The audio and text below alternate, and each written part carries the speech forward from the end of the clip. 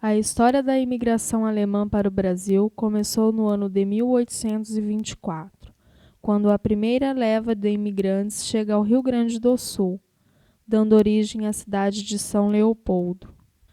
A história da colônia rio-grandense de Maracaí começa a ser contada na última década do século passado, mais precisamente em 1891, quando o paulista da cidade de Guaratinguetá, capitão Alfredo Antunes de Oliveira, adquiriu uma faixa de terra na fazenda Capivara com cerca de 8.206 hectares.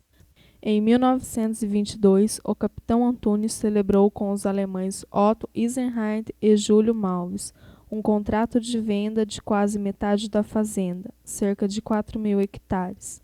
Cabia a eles a divulgação do empreendimento e as vendas dos lotes. Coube a Cupertino Castro, sobrinho do capitão Antunes, a administração dos negócios. A oficialização da ideia deu-se com a elaboração e assinatura do contrato em fevereiro de 1922. Nascia então a colônia rio-grandense. Um dos pioneiros a tomar posse de seus lotes foi Michel Lamb, descendentes de alemães da localidade de Feliz, município de Caí, Rio Grande do Sul. Chegou de trem até Cardoso de Almeida, onde deixou por uns tempos a família, até conseguir construir moradia em sua gleba de terras.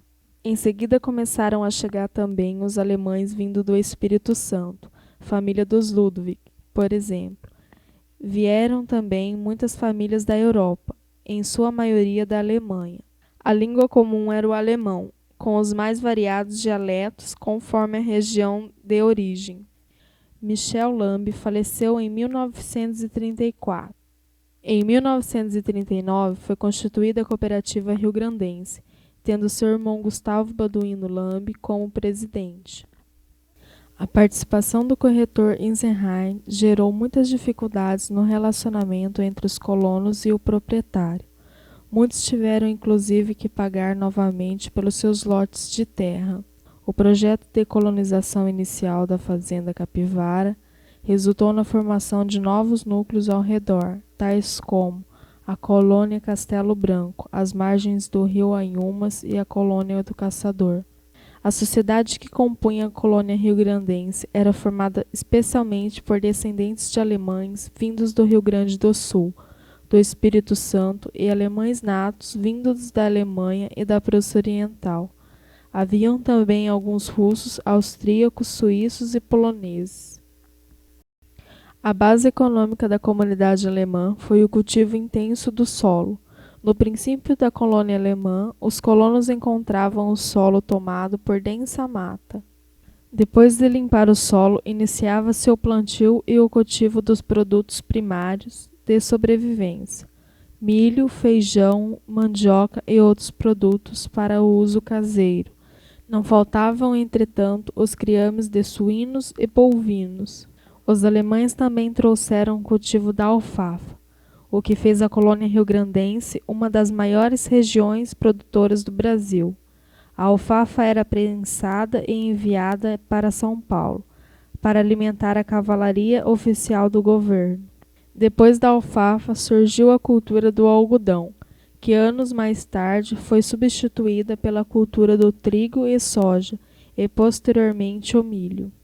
Em toda a colônia rio-grandense notamos a presença de dois grandes grupos religiosos, os luteranos e os católicos. Em novembro de 1922, a área hoje conhecida como Colônia Rio-Grandense, bem no início da colonização, recebeu a primeira visita do pastor luterano. Este foi o pastor Heinrich Wrede, natural da Alemanha. Após ter mudado para a colônia, realizou seu primeiro culto em 1924, mas só em 1929 a comunidade foi oficialmente fundada com o nome de Igreja Alemã da Colônia Rio-Grandense. O primeiro casamento realizado na igreja luterana foi da senhora Elsbeth Miller, e o segundo foi o casamento de Ernst Schendorf com Martha Schendorf. Os cultos da igreja luterana foram no passado exclusivamente em alemão.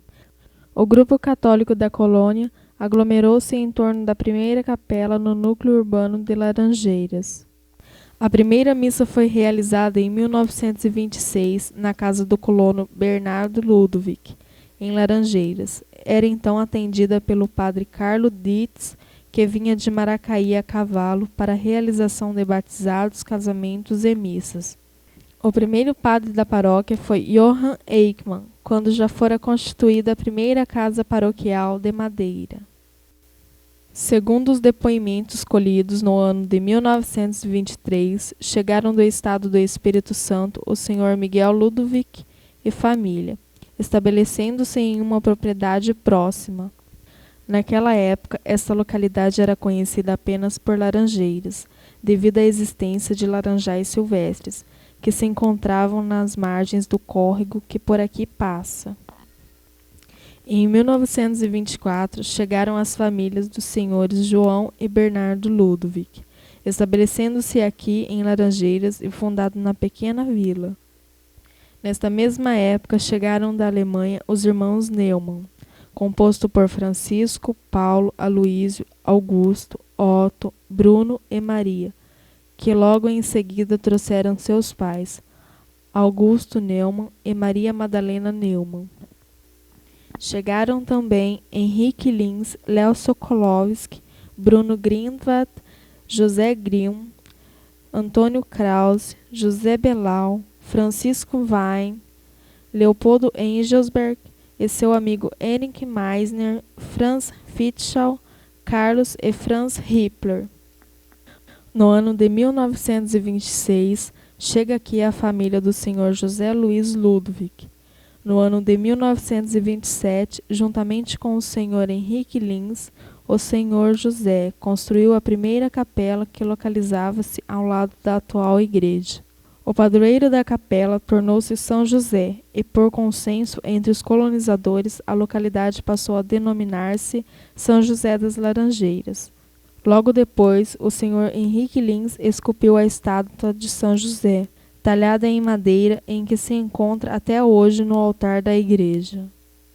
O primeiro casamento realizado na capela foi do senhor Francisco Geller e a senhora Maria Elizabeth Ludwig, ocorrido no dia 26 de setembro de 1927. Dona Maria Geller, como é conhecida. O primeiro prédio escolar localizava-se próximo à capela. Teve-se como primeira professora a Dona Maria Ribeiro, esposa do senhor Cupertino de Castro. Anos depois, com a desativação do hospital, o grupo escolar mudou-se para lá, até a construção de um novo prédio pelo governo do estado, ocorrido nos anos 70. Colônia Riograndense, 81 anos de história.